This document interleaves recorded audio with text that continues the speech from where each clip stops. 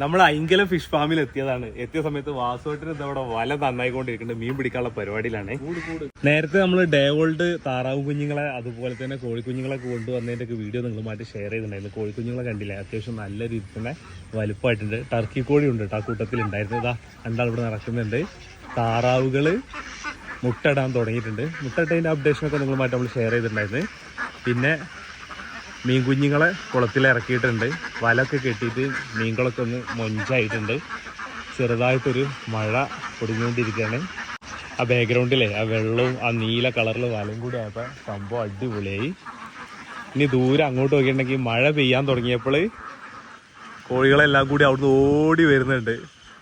ഇപ്പുറത്തൊരു ഷെഡാലോ, അപ്പോൾ അതിൻ്റെ താഴെ വിളിക്കാനും വേണ്ടിയിട്ടാണ്, അങ്ങോട്ട് നിൽക്കാനും വേണ്ടിയിട്ടാണ് ഓടി വരുന്നത്. നല്ല എന്ത് രസകരമായിട്ടുള്ള ഗ്രാമീണ കാഴ്ചയല്ല നമ്മൾ കാണുന്നത്. താറാവ് കൂടെ അപ്പുറത്ത് താറാവുകൾ അങ്ങോട്ട് മാറിക്കൊണ്ടിരിക്കുക. താറാവുകൾ നമ്മളെ കണ്ടുകൊണ്ടാട്ടോ മാറണത്. ഇതിനകത്ത് മീൻ കുഞ്ഞുങ്ങൾ ഇട്ടിട്ടുണ്ട്. നമ്മൾ വരാലുണ്ടല്ലോ, വരാലിനാണ് ഇതിനകത്ത് ഇട്ടിട്ടുള്ളത്. ചെറിയ കുഞ്ഞുങ്ങളാണ്. ശ്രദ്ധിച്ച് നോക്കിക്കഴിഞ്ഞാൽ ചിലപ്പോൾ കാണാൻ പറ്റും. മുകളിലൊക്കെ ഇങ്ങനെ വന്നു പോകുന്നുണ്ട്.